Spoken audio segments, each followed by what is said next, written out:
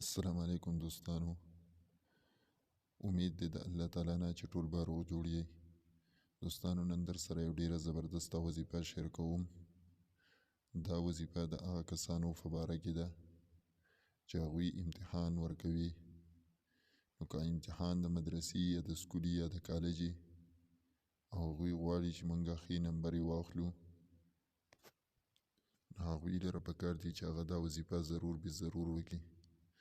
وظیفه دا ده چې د پرچې د کولو نه مخکې دې 11 پیرې درود شریف ووایي، او د 11 پیرې درود شریف نه بعد دې ایاک نعبد و ایاک نستعین د 3 پیرې ووایي، او د دې نه بعد دې سبحانك لا علم لنا الا ما علمتنا انك انت العليم الحكيم دا دې 7 پیرې ووایي، او د دې نه بعد دې د قرآن کریم دا آیات ربی انی مغلوب فانتصر او یا علیمو دا دی 3 پیرې ووایي، او د دې نه بعد دی 11 پیرې درود شریف ووایي، او بیا دی فرچه شروع کی.